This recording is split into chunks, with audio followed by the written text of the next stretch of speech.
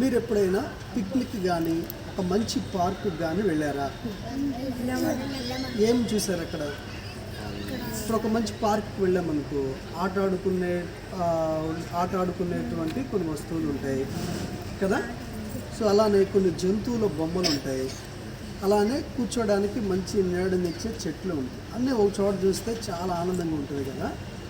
ఒక చిన్న పార్కు చూస్తేనే మీకు అంత ఆనందంగా ఉంటే, మనుషులు ఎవ్వరూ కాకుండా దేవుడే డైరెక్ట్గా చేసినటువంటి ఒక తోట ఉంది.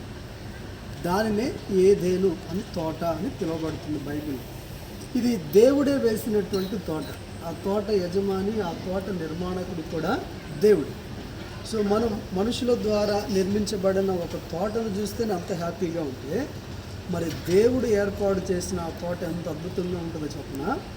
సో ఆ తోటలో పెద్ద పెద్ద చెట్లు ఉన్నాయి, జంతువులు ఉన్నాయి, పూల మొక్కలు ఉన్నాయి, పండ్ల మొక్కలు ఉన్నాయి. అద్భుతమైనటువంటి తోటను దేవుడు నిర్మించాడు. సో ఇప్పుడు ఆ తోటను ఒకసారి మనం చూద్దామా? చూద్దాం. నాతో పాటు మీరు రండి. ఓకే ఓకే ఓకే ఓకే చూడండి, ఇప్పుడు మీకోసం దేవుడు నిర్మించినటువంటి ఆ అద్భుతమైన ఏదైనా తోట నమూనా. సో చూడండి, ఒకే తోటలో అన్నిటినీ కూడా దేవుడే సృజించాడు. ఓకేనా?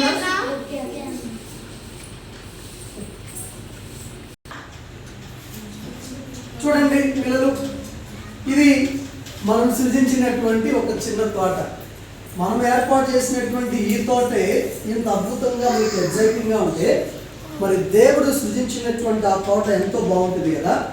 ఎస్, దేవుడు ఈ భూమి మీదే ఏదేను అనే ప్రాంతంలో ఒక తోటను వేశాడు. దానికి ఏదేను తోట అని పేరు పెట్టడం కూడా జరిగిందన్నమాట. ఆ తోట యొక్క ప్రత్యేకత ఏంటంటే, అక్కడే అన్నీ ఉంటాయి, అన్ని రకాల జంతువులు ఉంటాయి. చూడండి, ఇక్కడ మనం అన్ని రకాల జంతువులు కూడా పెట్టేశాం. రకరకాల పళ్ళ మొక్కలు ఉంటాయి, పూల మొక్కలు ఉంటాయి, చెట్లు ఉంటాయి. అది చూడటానికి ఎంత వండర్ఫుల్గా ఉంటుందో కదా. సో వీటన్నిటితో పాటు దేవుడు వారిని సృజించినటువంటి ఆ దేవుడు వాటన్నిటిని సృజించిన తరువాత ఇద్దరు ప్రాముఖ్యమైనటువంటి వ్యక్తులు, ఆదాము అవ్వ. చెప్పండి, ఎవరు? ఈ ఆదాము అవ్వను కూడా దేవుడు సృజించి వాళ్ళకు ఈ ఏదేను అనేటువంటి తోటను ఉంచి ఆ తోటలో వారిని పెట్టడం అనేది జరిగింది. సో చూడండి పిల్లలు, ఫస్ట్ దేవుడు ఏదేను తోటను నిర్మించాడు, తయారు చేసి పెట్టాడు.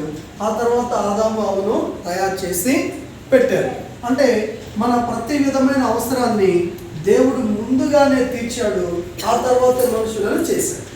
సో కనుక మన ప్రతి అవసరం, మన ప్రతి కష్టంలో కూడా నా సమస్య, నా కష్టం, నా బాధ కంటే దేవుడు ముందే ఒక పరిష్కారాన్ని సిద్ధం చేశాడని మనం చక్కగా దేవుని పైన విశ్వాసం ఉంచి నడుచుకోవాలి. ఇప్పుడు ఈ తోటను చూస్తే మీకు ఎంత అద్భుతంగా ఉందో, భవిష్యత్తులో దేవుడు ఇంతకంటే అద్భుతమైన పరలోక రాజ్యాన్ని మనందరి కోసం ఇవ్వబోతున్నాడు. సో ఆ రాజ్యంలో ఇంతకంటే అద్భుతమైనటువంటివి మనం చూడబోతూ ఉన్నాం, ఇంతకంటే ఆనందకరమైనవి మనం చూడబోతూ ఉన్నాం. ఆ రాజ్యంలో మనం చేరి ఆనందించడానికి యేసుక్రీస్తు ప్రభు మాత్రమే మార్గం. యేసు ప్రభుని వెంబడిస్తూ, యేసు ప్రభులో జీవిస్తూ ఇంతకంటే అద్భుతమైన ఏదేను తోట కంటే మించినటువంటి గొప్ప పరలోక రాజ్యాన్ని మనమందరం కూడా స్వతంత్రించుకుందాం. దేవుని రాజ్యానికి వారసులుగా జీవిద్దాం. ఓకేనా పిల్లలు? సో ప్రభు మిమ్మల్ని అందరినీ కూడా దీవించాలని ఆశపడుతున్నాను. మీకోసం చిన్న ప్రార్థన చేసుకుందాం. ప్రేమ కలిగిన ప్రభువా, చిన్న బిడ్డలందరినీ కూడా మీరు బలపరచండి. మీరు మమ్మలను సృజించక మునిపే మాకొచ్చే ప్రతి సమస్యకు, మాకు అవసరమైన ప్రతి వాటిని కూడా సృజించినటువంటి దేవుడు. అందరిని బట్టి స్తుతిస్తూ బిడ్డలను విశ్వాసంలో బలపరిచి మీరు ఆనందించేటువంటి కృపను దయచేయమని యేసుక్రీస్తు పేరిట వేడుకుంటున్నాము తండ్రి. ఆమేన్.